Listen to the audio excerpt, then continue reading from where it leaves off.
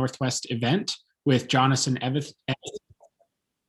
Oh, I may have started too early. Okay. Still learning over a year later how to do all these digital events. Anyway, thank you everyone for joining us tonight for this Books in Common Northwest event with Jonathan Evison in conversation with Tina Ontiveros for Jonathan's new novel, Legends of the North Cascades. Before I properly introduce our guest this evening and we really get into things, just a couple of housekeeping items. This event is brought to you by Paulina Springs Books in Sisters, Oregon, Country Bookshelf in Bozeman, Montana, and Madison Books in Seattle, Washington. If you're having any technical difficulties, we recommend exiting and re-entering the Zoom presentation. And if that doesn't work, the event is also being live streamed on the Books in Common Northwest YouTube page, where you'll also be able to find a recording of this event after it concludes. If you're experiencing any audio issues, we recommend plugging in some headphones, as that usually does the trick.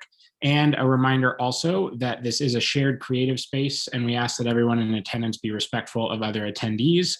Any offensive behavior or questions will result in being kicked out of the session. This is part of a virtual event series, and we have plenty of other exciting events scheduled all summer. You can go to booksincommonnw.com to view a full calendar, which is updated regularly. And a reminder that we are here first and foremost to support our guest authors and their books. And the best way to do that is to purchase the books. We'll be dropping links into the chat throughout the show to do just that. And there is a Q&A section at the bottom of your screen where you can submit your own questions and also vote on other questions that you'd most like to hear. And we'll get to as many as time allows. And with all of that out of the way, I'm going to introduce our guests for the evening and then pass things off to them. Tina Ontiveros is the author of the memoir Rough House, as well as a writing instructor at Columbia Gorge Community College and former president of the Pacific Northwest Booksellers Association. Jonathan Evison is the author of 6 previous beloved novels, All About Lulu, West of Here, The Revised Fundamentals of Caregiving, This Is Your Life, Harriet Chance, and Lawn Boy. He lives with his wife and family in Washington State, and tonight we are here to discuss his newest, Legends of the North Cascades. So without further ado, I'm going to pass it off to Jonathan and Tina. Welcome, both of you, and thank you for joining us. Jonathan? Yeah, and thanks, Books in Common, for hosting us, first of all. This is great. I really appreciate it. And I want to thank Tina right off the bat, because this is such a big ask. We've all got Zoom fatigue, and it's so nice of her to have had to have read my book on short notice and then ask me a bunch of questions and sort of babysit me and keep me on point here. If any of you have not read her memoir, Rough House, please go out and buy it. It's amazing. It's really, I really like that book. I really connected with it on a deep level. And I have a lot of friends with Jippo backlog, Jippo logging backgrounds and stuff like that. And just the relationship between you and your father, which was just so brutal at times, but the fact that you still held this love and warmth for him, that was, like, to me, the most kind of powerful thing about it, is because the harder people are to redeem, the more we sort of empathize with them. But anyway, thank you. I just wanted to formally thank you. You know what? It's funny you would say that, because I was, at first, when Lane asked me to do this tonight, first of all, I did not have to read your book really quickly. I read it months ago because Curtis got an arc in my hand so that I could nominate it for an Indie Next Award. So don't worry about that. But also, I was happy to do it because I've read your work forever. As a matter of fact, I don't think I've ever told you this story, but when I read Revised Fundamentals, my son was like 12 at the time, and he was a band nerd.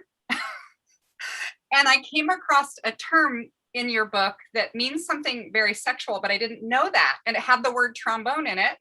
Oh my goodness. And I said to my son, honey, maybe I shouldn't say the term here in Zoom, but I asked my child what it meant. And the worst part was he was just old enough that he had learned in what it meant. And he was like, Mom, never ask me that again. So that was kind of my... Yeah.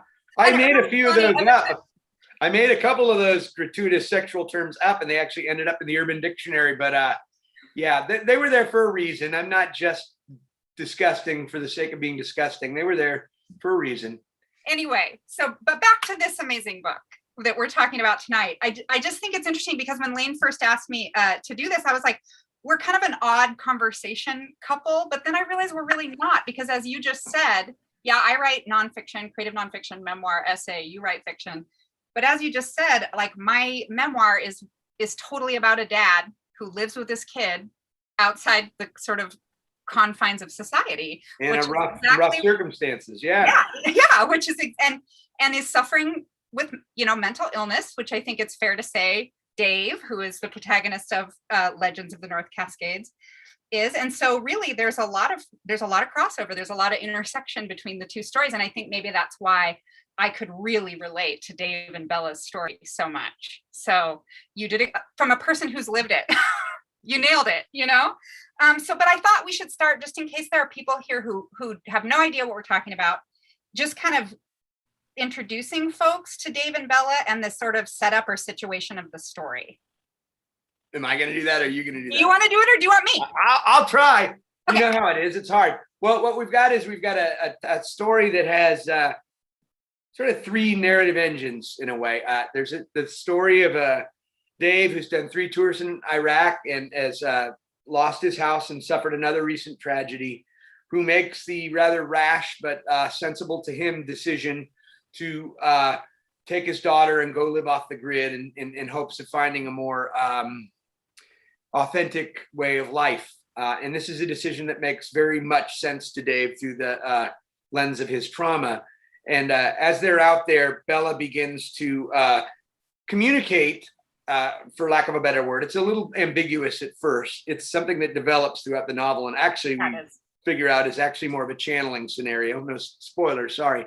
About a mother and a single mother and her son living in the same region 16,000 years ago on the Cordilleran ice sheet in the North Cascades at the end of the late Pleistocene era. And then the third narrative element is this sort of Greek chorus, which is comprises the voices in Dave's life, from his high school football coach to the ranger that's been checking up on him, to just friends and family. And these are all the voices that are sort of trying to alternately either pushing Dave away from society or trying to pull him back into it. And all of those things sort of seek to work in conjunction together to tell one's sort of universal and timeless story about the need for community. Yeah, and really, I think that's about the best I've ever done. I think you did great. I think I would have 15 times the charm. That's why I want. Yeah, it's probably like 800. The first time I was like 20 minutes of stammering. I didn't. Yeah, I think I finally got it down a little bit. I was afraid if I did it, I might give away clues you didn't want given away. So I'm glad you did it. So let's start with. I want to talk about that Greek chorus later, but first let's start with. So we've got Dave and Bella, right? So they are living now, right, in this time, and then there's this second timeline that's like 16,000 years ago.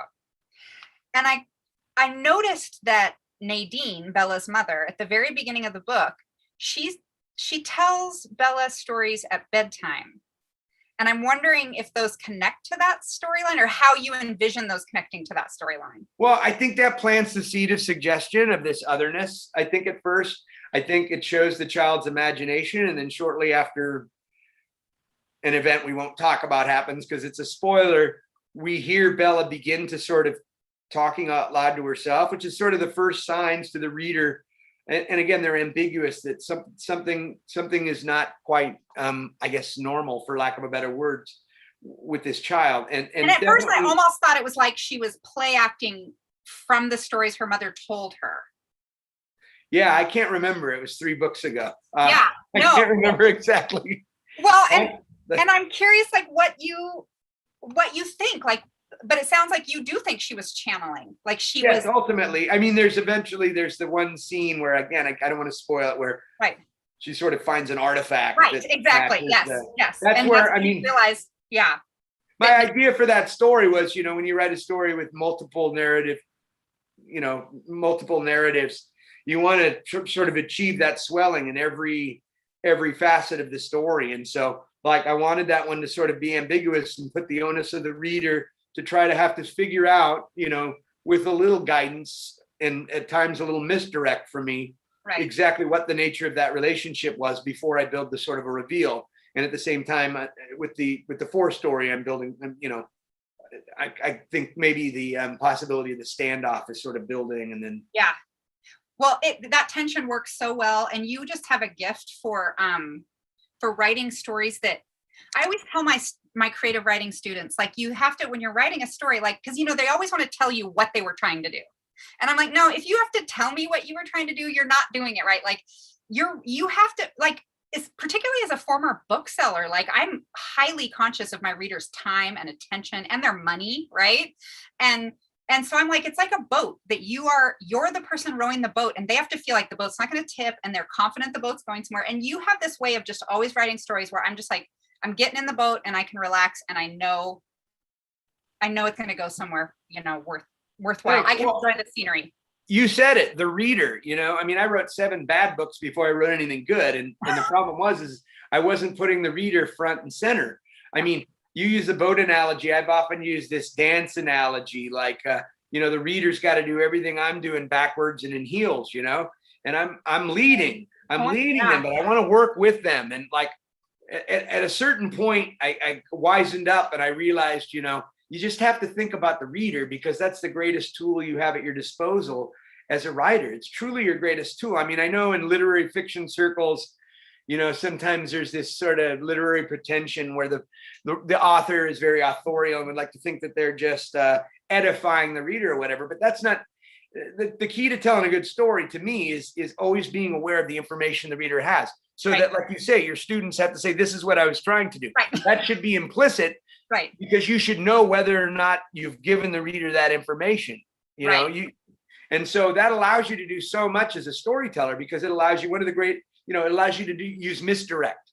What we love as readers is we love to have our expectations undermined, and so when you have all the information, you can create an environment where you can sort of lead the reader one thing and then swing them back around this way and surprise them in a sort of a thrilling way. But that's not possible unless you think about the reader, Right. Absolutely. And I like to think about those things a lot, even as a nonfiction writer, particularly in memoir. Like, memoir is boring if you don't have a writer who's thinking about the tools of fiction while they write memoir, because you still have to sort of carry a reader like you just described. So I'm afraid to write a memoir because it's all fiction to me. I mean, I'm so hyperbolic. If I say, how many home runs did I hit? I say 10. I probably hit 7. It's just a writerly instinct. As long as you tell the reader at the beginning, I'm a liar, then it's okay for you to do all of that. It's always, so my agent was after me for years to write a memoir. And I'm just like, I'm afraid to, because I'm just afraid of the social blowback I'll get from the other people that were there. Like, I don't remember it quite that way. I would never be the hero of my own story exactly. It's just, I tend to, because I am a fiction writer first and foremost, I tend to really beef up some of the details and embellish them to as good effect as I can. And so I can't trust myself to write a memoir. The anxiety is real, I can assure you. So, okay, I want to go back to Cave Dave, because you said at the beginning of this Zoom something about how my dad is, in my book, comes across as lovable, even though he does some terrible things, which of course some people might say the same thing for Dave, right? He doesn't do anything nearly as bad as my dad did, but it was such an ironic, this Cave Dave thing, because as you know, my dad always lived kind of in self-made structures and houses, always in some weird small rural town in the Pacific Northwest. And I could just show up, like if I knew he was living in a certain area, I could just show up and be like, hey, anybody know where Lloyd is? Like I could just go to the gas station or the little market in that town and just ask if anyone knew where Lloyd was camped out. And they would just like, oh, go down this road and turn left. And he was like a small rural character like Cave Dave. And I was kind of a legend. That's kind of a boogeyman. Yeah. Yes. And so I just want you to talk a little bit about Cave Dave, because like there's this song the children sing about him. Cave Dave had no life. Cave Dave had no wife. Cave Dave had no life. Yeah, I'm gonna find it. I don't remember what it was. It's something the second graders. Cave Dave had no wife. Cave Dave had no life. Cave Dave had a daughter. Cave Dave never taught her. Cave Dave thought he was boss. Cave Dave ate crazy sauce. And it was just like, that's such a thing in small towns. Yeah, and it's such a thing in second and third grade too. My kids would come home with stuff like that. Right. So, I mean, Dave is a legend in a number of ways, first he was sort of a legend on the gridiron in a very small high school where it's a single A high school, not known for its athletics, but the guy almost single-handedly, led them to 3 state championships, playing both sides of the ball. So he was sort of a legend then he was sort of a legend when he first goes off to Iraq, because everyone's so proud of their service people. And then when he comes back, he's a legend because he's messed up and he goes out and live in the woods and becomes some sort of boogeyman. Yeah. And, one of the conversations I really wanted this book to be about, and I don't know how much this really caught on because I don't think people really want to talk about it, is just the shameful way we've taught, we've treated our returning, soldiers. I mean, and this goes back to Vietnam.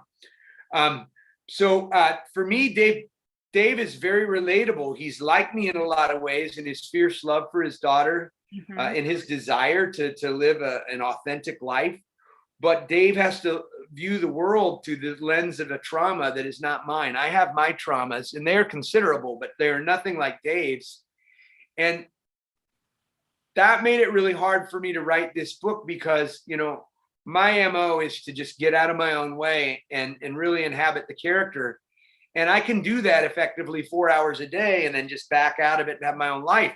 But the way my writing schedule is with 3 young kids is I'm writing 16 hours a day, 2.5 days a week, 16, 16, and 8. So like when I had to give myself to Dave, there was no coming up for air, and that was hard because, generally there's more humor in my books because humor is my defense mechanism. Yeah. In my life and on my page, I lean on humor very hard in the most darkest circumstances, like, Revised Fundamentals is about irredeemable loss, but it's a funny book. But I couldn't do that with Dave because that's not in Dave's lexicon. That's not in his gestalt. He doesn't view the world in a humorous way, quite the contrary. And so taking on all that emotional heft, like when you're just the channel, as it were, was really one of the more exhausting characters I've ever written for that reason. There's days where it's just like, I don't want to paint the picture. It's a dark book, but not Cormac McCarthy dark, No. I think it's a hopeful book ultimately. And it's still a book you fall into. I can assure readers, like my husband always has trouble finishing books. And so he just lets me pick all of his books and because I know what he'll finish. And he finished this book and he finished it in record time and he loved it. So, it's definitely a book that, there's some heft to it, but you fall into it and it's like the boat analogy, like you just float around and it takes you where you need to go. It doesn't feel dark and heavy or murky when you're reading it at all. So and it couldn't. Without humor, I'm surprised. Right. That's why I think I had to become playful with structural things too. Yeah, let's talk about that because it comes in short doses too. Yeah, and when you're playful with the narrative, it almost serves a similar function as humor in terms of creating some levity in the narrative, at least. It doesn't serve the same purpose. No, it makes total sense because when the voices pop around, like you were talking about with the Greek chorus, and when you switch point of views a lot or timelines and they're short doses, like it's almost like bubbles, that levity is the right word. So it takes some of maybe that weight off.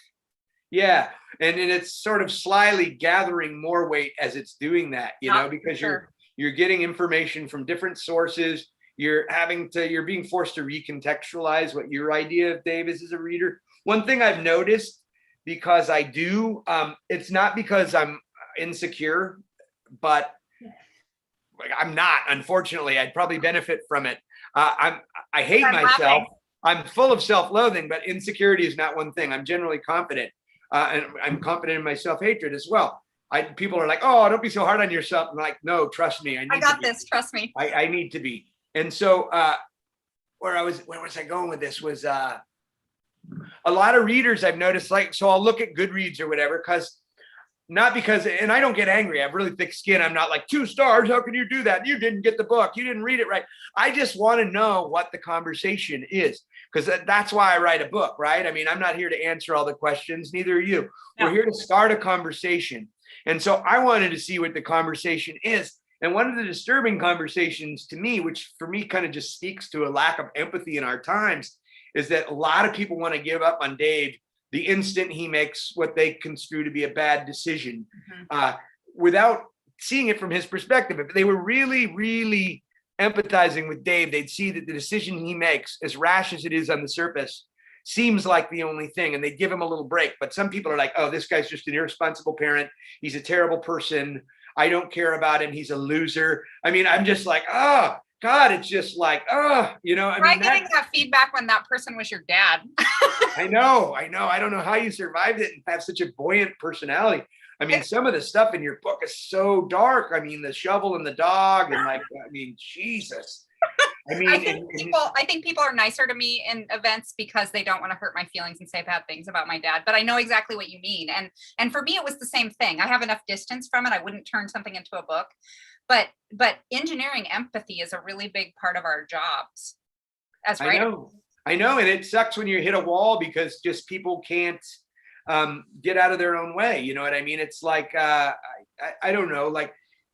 I related so much to your character in the memoir, just because, you know, as a small kid, you know, as a little kid, it's like you have no choice but to fiercely love your parents. You know what I mean? And it's such an unfair position to be in. And I think actually Dave is what's that? Bella's in that position too. Like there's a moment early in the book, in your book, where she recognizes that her dad needs her.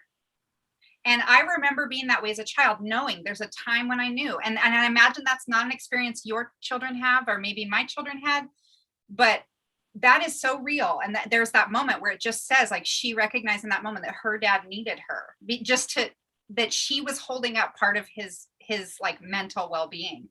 And I had that experience with my mother after my sister died and my dad left, and I was about Bella's age. So that part of it is very much, you know, just the peacekeeping, trying to make everything okay. Single mom. Sucking it up to be like more adult, knowing that your friends don't have to do the same sorts of things that you do. Right. But the whole goal for my kids is, I mean, they're a little spoiled. Exactly. I mean, they're grateful, but man, that's, you know, after what I went through, even as bad as yours, it was bad enough. I mean, it's all bad. It's all bad. My childhood wasn't exactly a gallery of horrors, but it was pretty bad. And I just want my kids to be happy for 18 years, and what they do after that. And just, you know, I don't think they're not bratty. They're spoiled in that I try to do everything they want, you know? Right. But I think they're grateful for it. But I mean, I don't know how else to be. I just wanted it to be not like mine. 100%. And it makes total sense to me that that was your experience as a child, because I can feel it in Bella and in the way that she, like you said, loves her dad and fiercely. And something I loved about Legends of the North Cascades is there's never a moment for me. I hate to hear that you read something like that in Goodreads, because for me, there's never a moment where I'm asking myself, is Dave a good parent, right? Like, that's a ridiculous question, because every parent is a good parent sometimes and makes mistakes sometimes. Oh yeah, every day. He loves his child. But he's so engaged. I mean, yes. I think he's better than, dude, I go to Walmart and it's just, I see more bad parenting in 35 minutes in that place. Right. And believe me, this is only something I do like once a year because I can't even bear it. But for one reason or another, it's because they have a big electronics section and say my kid needs a game for his Switch or something. I go in there and the bad parenting I see is just, it's nuts. I mean, just from aisle 1 to aisle 36, I feel like probably 15 parents just berating their kids in a really ugly manner that you sense is very consistent with the way it is daily for them. Right. And, Dave is always engaged. He's always patient. He's to me, the sign of a good parent. One of the signs to me is for me, what my litmus test for myself to make sure that I'm always is that I will always get out of my chair to come see something. If they're excited about a drawing or something they built on Lego or something they're watching, whatever it is, if they're going to come across the room or come into the room and they want to show it to me, it's really easy to just go, honey, I'm kind of busy right now. I'm answering emails, or I'm working, or I'm trying to write. Every single time I'll get up and do it. And I know Dave would do the same. Absolutely. And it's it's that beautiful thing that what Dave does wrong is also what Dave does right? If there's a right and wrong, but in terms of what you're saying, the way he pays attention, it's so similar to my own father, who of course his mental illness did result in violence and abuse sometimes. But when that wasn't happening, because we lived in this alternative way, he was always present and always looking for ways to make us more fully see the world. And that's what Dave's constantly doing. And so the thing that he's doing wrong, isolating his kid and obviously causing her some marginalization, if we can call that wrong, is also the thing he's doing right. It's what allows him to have that connection. Yeah, totally. Yeah. And the more we talk about it, the more the character dynamics at work here, similar. And that kind of leads us to the other relationship in the Ice Age, which was like, how do I write cave people? And some people are wanting to call them Native Americans, and I don't view them that way at all. This is the last Ice Age. It was a much more brutal world. I think the people they discover at the end are sort of like the precursors, which are much more advanced, and those are more the precursors of the Salish people, I think. But like, I was worried about that. I mean, somebody out there is complaining that I'm appropriating, cave people, probably. But when I wrote those people, my goal was to just write them very modern. So I remember being a kid and watching Cosmos, and I remember Carl Sagan saying, I don't remember the actual numbers, but I remember Carl Sagan saying, like, the human faculties, our capabilities, our brain, our minds have not changed in 20 million years or something like that.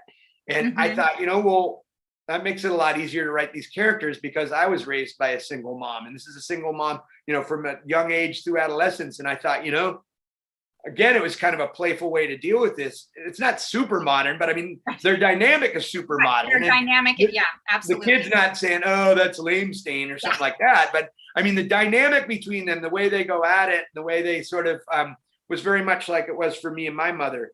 And so, I mean, really, when you put it all together, this book is so much about just parenting.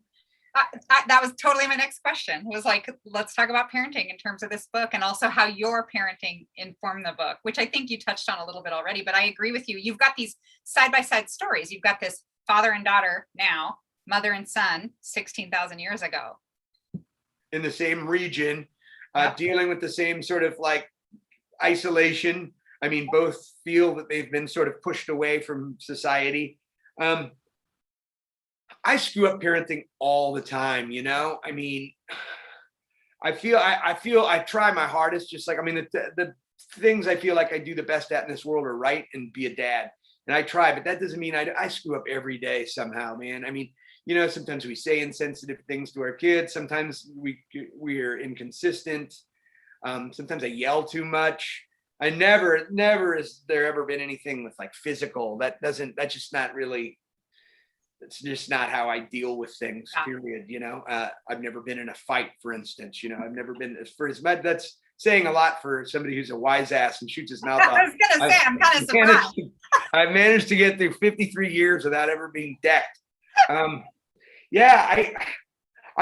you write kids, the biggest danger is you don't want to write the white-haired child, the child that's so sage that it becomes unbelievable. And yet, Bella's a really precocious kid, and luckily I have precocious kids, so I have, it's really nice to have something to gauge by. Like, I think it would have been a lot harder for me in 10 years to write that character, because I'd be 10 years removed, and I have to go, well, God, would Emma really say something like that, or would Owen would have said that when he was 7 or 8 years old? But now, I mean, they're right there. Yeah. I mean, some of the things they said, the dynamics aren't the same, but some of the things they said and the sort of questions they ask, and just the logic of the way they approach a line of questioning, and that stuff comes directly from them. And so that allowed me to know that I wasn't hitting any false notes, which is so important. 100%.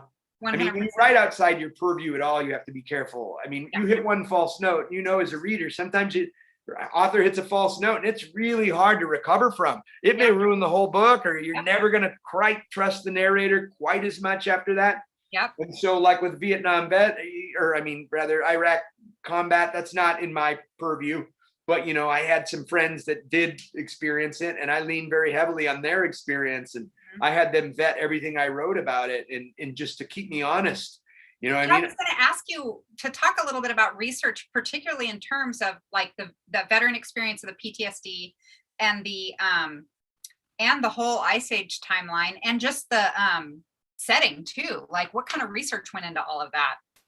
Mostly, I work deductively. So like, I hadn't located who my Iraq combat veterans were. I hadn't crowdsourced that yet when I started the first draft. And so, I looked to find out as much as I could on the internet, right? And so you try to find some insider language or whatever. I found some New York Times expose about soldiers in Iraq and Afghanistan that had sort of a glossary of terms and stuff. And I thought, okay, well, I'm going to pepper in a few of these terms every now and then.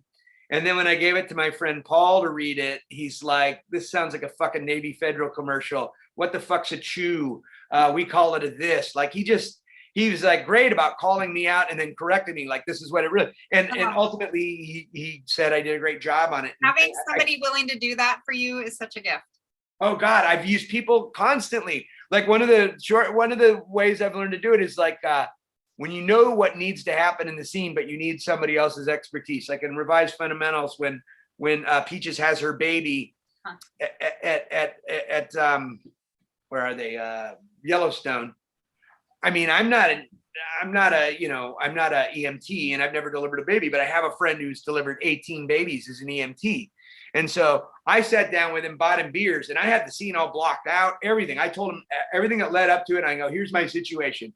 She's going into labor here and this happens. And so he'd go, well, the first thing you do is go like this. Then you go like this. Then all the way through the delivery. And I go, what happens next? And you go, well, you probably cut the ligature then. And so like you find a person when you know what you want from them. That's one thing I've learned about research in general is like when I first started doing it for West of Here, I was doing like this PhD level research where I read like 30 books. And as I've done more and more writing, as I've written 5 or 6 books since then, I realized there's a kind of a shortcut around it that makes you no less proficient. It's just knowing a little more precisely the information you need so that you don't get lost in research.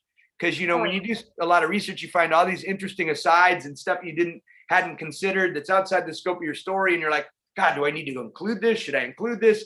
Oh God, now I want to add this part. But if you know exactly the information you're looking for, then you can kind of mine for it easier. So you kind of need to build your scenes and everything first as best you can. It's sort of like doing too much editing before you're done revising. It's like, don't bother correcting the spelling and grammar and all of that because some of it's going to be cut anyway. So same difference. Plus, like, you're right. Sometimes you get into research and it distracts you and makes the writing process harder. Yeah, I asked my friend David Liss years ago. I think it was when I was writing West of Here. He had written a bunch of historical fiction, like 3 or 4 historical novels, and it was some of the best writing advice I ever got from anybody. And I said, well, when do I know when to stop researching? And he said, when it gets in the way of the story you want to tell. And that's exactly how I feel about it. And I think that was the day that I changed Port Angeles to Port Bonita. And you know what I mean? I fictionalized it just so I wouldn't have to answer to every old, because, when I was doing interviews with old guys in Port Angeles, it's like, I can't tell the story of Port Angeles without telling the story of Wheeler's Corner. I mean, like, everybody's got this opinion of like, you got to tell this story. And so it was almost liberating to just fictionalize it, still have it based on Port Angeles, but then escape I can only imagine. They're very proprietary about their towns and stuff. For sure. Yeah. I sort of based Vigilante Falls sort of off of like a kind of a cross between Concrete and Marble Mount up there on Highway 20, but it was definitely an amalgam, right? Because I don't want to insult anybody about their town or get it wrong, No, it's perfectly done. And I know exactly what you mean. Like, there's so many towns in this region because my dad he moved around a lot. And every event I do, there's somebody from one of those towns who's just like, oh, and luckily I did a lot of work to try to make sure and I did live there, in all those places, but sometimes it was so long ago. But I know what you mean. People are very protective of their little towns, as they should be. I'm glad to try to do that well. But it would be really nice to be able to just give it a fake name. I was terrified when I did my event in Port Angeles for that book. It was the first event. I'd already done like probably 150 events by then, for maybe 100 by then. But I'd always worn my suit with my hat. I had my kind of monkey suit, my writer's monkey suit. I was like, I'm not wearing that to Port Angeles. What'd you wear? I wore like jeans and a baseball cap, right? I just wanted flannel. I wanted to go working class as I could. Yeah. And they ended up loving it. I was so relieved, though. I was afraid there might be a lynch mob or something because I wasn't that kind to the town, but the people that live there know it, And I think 100 people showed up. And they were like, "Man, you nailed it. Yeah, right. You got it. Are you sure you're not from here?" You did. I mean, yeah, no. And I think you particularly do like small Pacific Northwest towns very well. Yeah, I grew up in one. Yeah, you did, and I can tell. Yeah, I can tell. But mine was kind of a more wealthier one. But see, I was on the not wealthy side of that. Right. Which adds us, which means you've got he all needs the world that Bainbridge Island everybody sees, which is like, you know, Martha's Vineyard or something. There's these working class people that like have their own sort of culture underneath that, you know, that don't have the money to take the ski bus and don't, you know, live on the waterfront and, you know, have their friends drop them off at the end of the driveway so no one sees the house they live in, stuff like that. Yeah. Totally. We used to keep the government the government food from food boxes in a certain cupboard. And what's hilarious about that is every kid who was coming to my house probably was hiding their like government cereal and government cheese too, you know, but we'd like take it all and hide it when somebody was coming over just in case, I don't know, if we thought they were going to eat. I don't know. Hey, which reminds me, just because we're on this subject and I think it's a book you would really love. Did you read Melissa Ann Peterson's book? It was originally called Jimmy James Blood. What did they recall it? Is Vera it Violet? I think it was Vera no, Violet. but I have it. Somebody you'll love it. Oh God. Well, yeah. I mean, it reminds me of, you know, I read Rough House a little after I read that, and that was the first book I thought of. It's her because it's Shelton, you know, and her you'll dig it. Timbertown. Yeah, I will totally read that. So that was the book I championed, like Curtis championed your book. Like when I read it, I remember I met this girl. I was like judging a essay contest at like the University of Oregon, and it was like all hoity-toity, and it's like in 150-year-old library, and there's this one girl that's kind of is biting her nails over in the corner, and I'm like, obviously this is not her. She feels out of place here, and I can tell it. And she comes up and gives me this book, and it just doesn't even have her last name. It just says Jimmy Jones Blood by Missy Ann. I love that title. Yeah, I loved it too. But since they were it actually got reviewed in Kirkus as a self-published book. So they felt like they had to change the name just so they get whoever did buy it to buy it again. Vera Violet's a good title too. But so she gives me this book, and it's got this kind of awful, like sort of blurry stock photograph of like some clear cuts. And obviously, you know, it's not inspiring confidence when you give it to me, but there's just something about the kid. I just knew there's just something sincere about, something authentic about her. And then I went back after the event and sat down in my hotel room and kicked my feet up, and I started reading it, and I was like, holy shit. It just blew the top of my head off, just like right from the opening sentences, the writing. And I was like, it's so fun to be surprised like that. Like for sure. Like, remind me again. Tell me again exactly what that original title was. Jimmy John. It was called Jimmy James Blood, I think. Jimmy Blood. Okay. Jimmy James Blood. I love that. Now they changed it to Vera Violet. But it reminded me. I've got a copy of it. I will definitely read it. I'll move it up the pile now because you said that. That's funny because for a couple of years when I was writing my book in my computer, just for myself, I never actually intended to call it this. I always called it Lumberjack Lloyd's Traveling Shit Show. That's not a bad title. It's maybe better for an album than a book. But so the Jimmy John sort of reminded me of that. Okay, before we run out of time and Lane comes back to take over, I just want to really quick go back to the Greek chorus. Will you talk a little about the different characters that whose voices also come up, that third narrative strand you were talking about? Yeah, I mean, what the work they're doing. The first thing I would say is that it's about the choice to use that device at all. Yeah. And when you use a device, sometimes people will use a device just to use a device, and it's just kind of obtuse, you know. You can feel like, well, why are they doing it this way? They could just have this be exposition, or they're using it to show they know how to use it. Yeah. Yeah. So the first question was why was I using it?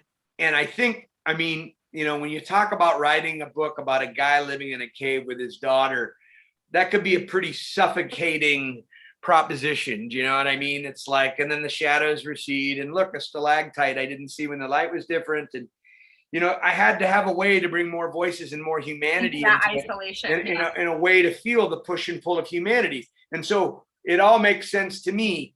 As ambiguously as it's presented, there's always a reason it's there. It's not, sometimes it is handy for like something, say like to foreshadow a little something, or to misdirect a little way, or to actually put something in a way that's not so expositional because it's funner for the reader.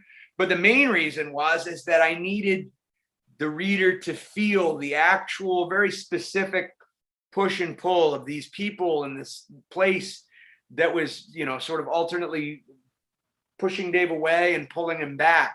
Yeah. And so to interview his brother and his mom and people he went to high school with, and then people who just sort of casually knew him as Cave Dave and thought he was some of the boogeyman, and guys in a bar telling the story about, well, you know, there's a rumor that he stole so-and-so's ghillie suit up at his hunting cabin and, you know, shit in the skillet or something like that. There's all this stuff that also helps sort of create this idea of the legend. You know what I mean? When people talk about him that way, it helped me populate the book with more voices. And this is a book that's about coming back to community. It's about, I didn't know, obviously, we were going to have a pandemic and we were all going to live in self-isolation for 15 months or whatever. But I mean, the book is sort of prescient in that way, I guess, because that's the theme of the book is self-isolation, you know, because it's one that's so just loaded with drama, you know. Well, and I think the Greek chorus really does so much work also, speaking of isolation, in really sort of putting into stark relief for the reader the ways that Bella and Dave are definitely marginalized when they re-enter society, you know, because they do come down sometimes to like go shopping and go to the library and stuff.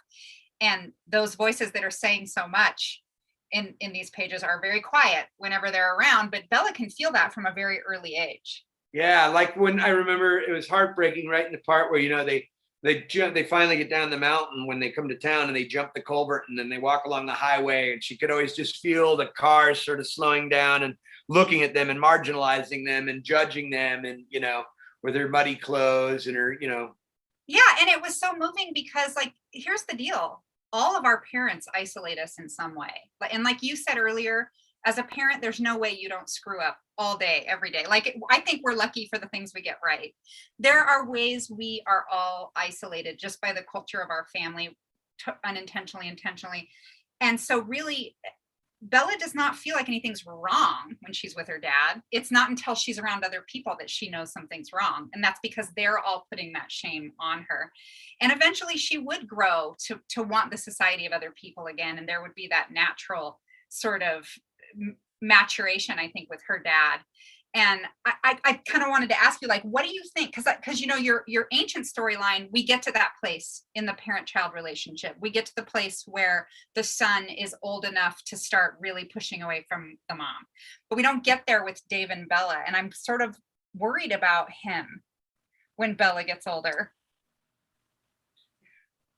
Yeah, I kind of feel like Dave's in an okay place by the end of the book. And I think that, I mean, I want to think that everybody's going to be all right.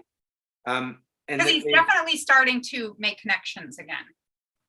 Yeah. And just, I mean, I think Dave starts to view himself outside of this sort of legend context too. And just like, work a day Joe, I got a job to do, and that's raise my daughter and, you know, keep a roof over our head and you know, not let my baggage get in the way. There's, you know, with PTSD or mental illness, there's no saying. I mean, likely it's going to, you know, it's going to rear its head again in a sort of episodic way. But I like to feel like that they're all right, and the ending of the book is pretty hopeful. But you hit it on the head in terms of, and I know obviously you've felt this personally, you know, I mean, where it feels, you know, the normal you feel at home is in its own context. That's the bubble of your home. But when you get into the outside society and you feel people judging you, I mean, I felt that on just, you know, just not growing up with money on Bainbridge Island. You felt a little bit of shame, not riding the ski bus or not being able to, you know, buying your Izod slacks at the church rummage sale, but then they had a little spaghetti stain, and then you walk into class and the richest, preppiest kid goes, "Hey, you bought those at the church rummage sale. I recognize the spaghetti stain." Or, you know, having the Adidas with 4 stripes instead of 3 and trying to rip the 4th stripe out, you know, the off-brand. Just those little small shameful things that can seem so huge to a kid, you know. And they're everywhere. My daughter right now is she goes to the University of Chicago, and she has a like a work study job in a South Side primary school. And she was telling me how the other day this kid came to school. She was coming to school all the time with AirPods, and my daughter was like, I was really surprised, like, that she could afford AirPods. Like, most of the kids in the school are coming from low-income families and stuff. And finally one day she looked closely and realized the little girl had taken some white headphones and cut the cord off to look like she had AirPods. And I was like, I would have totally done that when I was a kid. No, me too. It's just heartbreaking. Yeah, ouch.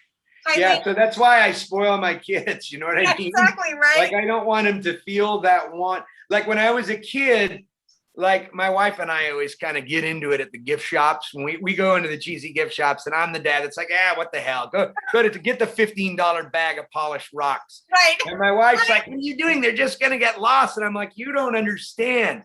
I want them to feel the possibility.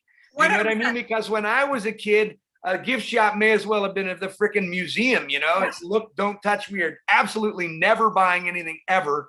So it's not about the actual bag of rocks. It's not a materialist thing. It's more of a sense of possibility for them. You know what I mean? 100%. Like they're not going to always feel, they don't have to feel like they're living in.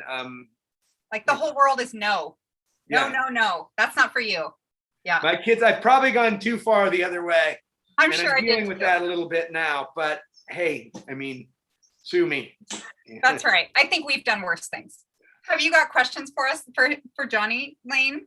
I do, yeah, and I'm reluctant to butt in, but I do have a couple questions, and then if anybody listening has questions, feel free to drop them either into the chat or there's a little Q&A window down at the bottom. And this is a little bit of a gear shift from what y'all were talking about, and kind of touched on this a little bit, but I'm wondering if we can dig in a little bit more. And so my first question is just where this story started for you. We've kind of established that, like the heart of the story is this relationship between Dave and Bella, or the, just a parent-child relationship.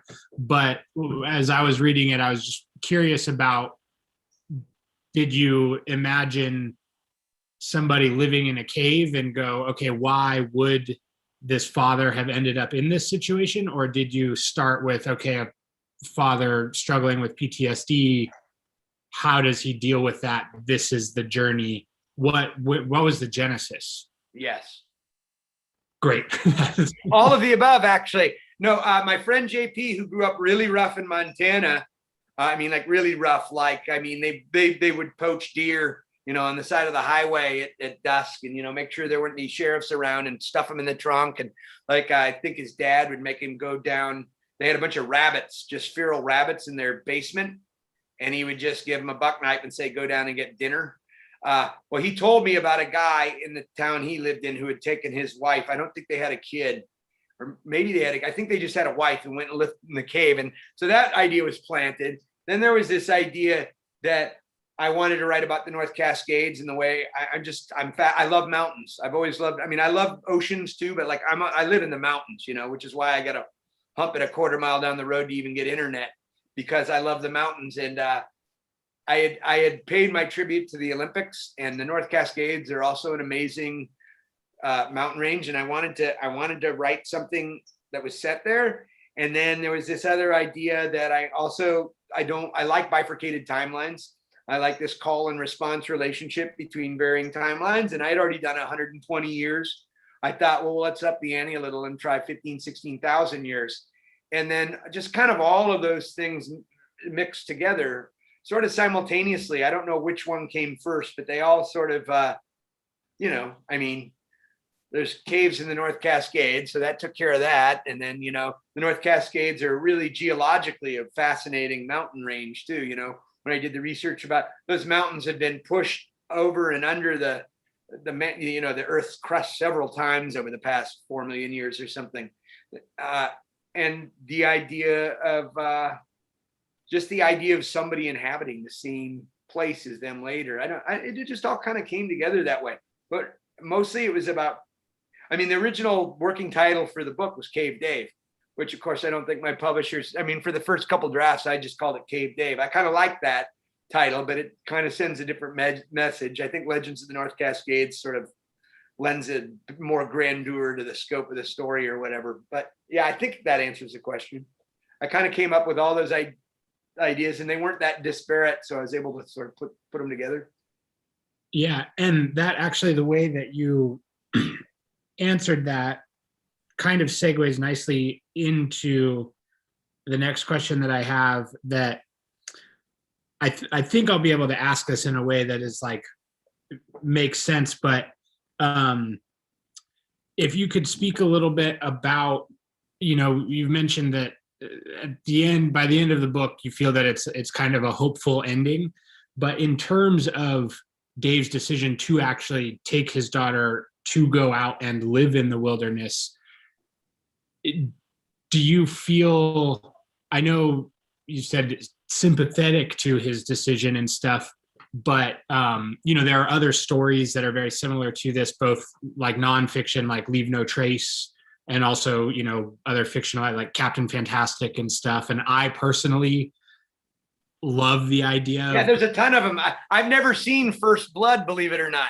Everybody keeps bringing up First Blood. Now I have to see that. Yeah, and Peter Rock wrote a book about, which I didn't read.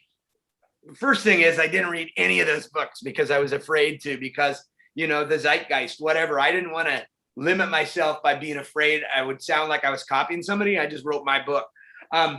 And so I completely sympathize with Dave. Look, I have 3 kids now. It's too late. I missed the boat, but I dream of living off the grid sometimes, man.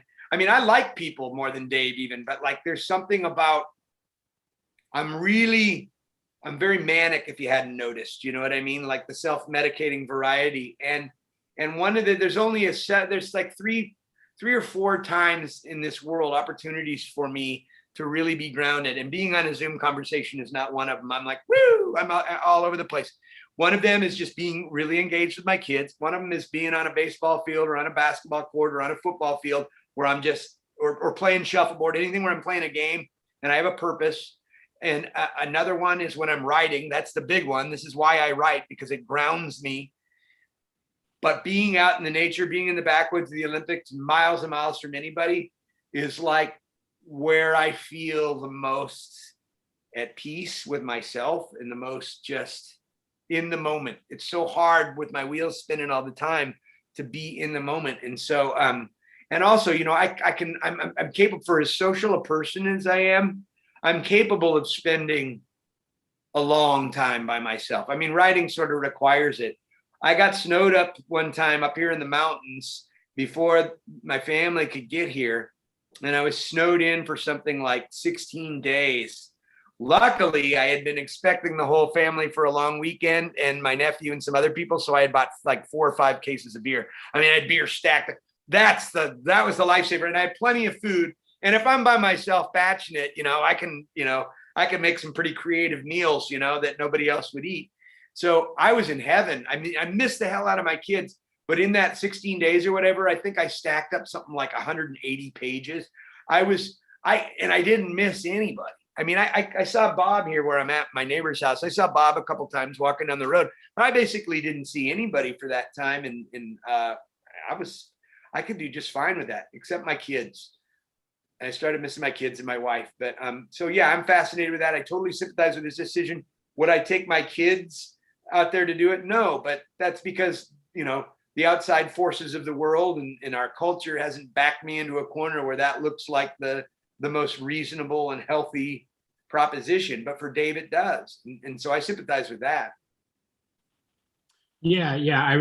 I really was affected by the, sort of the tension of all these forces that are pushing and pulling on him. And even by the end of the story, aren't necessarily resolved. He just has learned to kind of give in a little bit more, or at least that's kind of how well, it turns out he made the right decision, probably, because it kind of got him over the hump, the way I see it.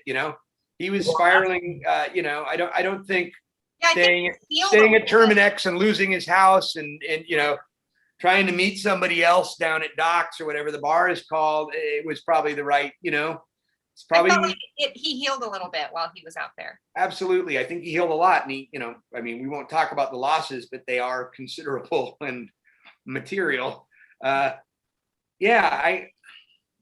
don't know. I still dream. I'm waiting for my oldest boy to get old enough where I can just take him for a week in the backwoods. He's just not quite there yet. He after about 4 miles, and this is just flat, he starts like, oh, can we stop walking now? He's got to, once he's up to the point where he can do like 8-10 miles a day with some elevation gain, I want to take him back there for a week and just, sleep in bivouacs and bring some fishing tackle and some dehydrated food. It is. Every time I get back from a camping trip, especially I find for me, I find like the 3 or 4 day mark is where I really start to like let go of the anxiety of emails and stuff. And then when you come back, I'm depressed for like at least a week because I'm like, why did I come back at all? Yeah, you hit it. 3 or 4 days is right about where I hit my stride too. Cause the first day is just, especially if you're car camping. I mean, the first day is literally just like unpacking, setting up tents, getting the coolers ready, getting the stove out, all the multitude of stuff you have to have when you go camping with 3 kids. But then by the 3rd or 4th day, it's like, I don't want to go home. I just, Yeah. Okay, so we've got time I like to finish up just with asking you all book recommendations.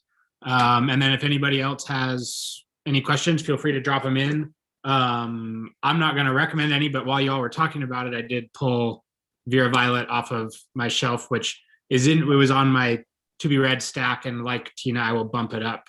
Those are my recs, Rough House and Vera Violet. 2 great books to read in tandem too, like good companion volumes written by strong women who have endured a lot of shit in their childhood. And one is fictionalized, but having known Missy Ann, I know that it comes from the reality. Those are my 2 book recommendations right now. I'm not going to overwhelm anybody with anything else. They're the most relevant to the conversation.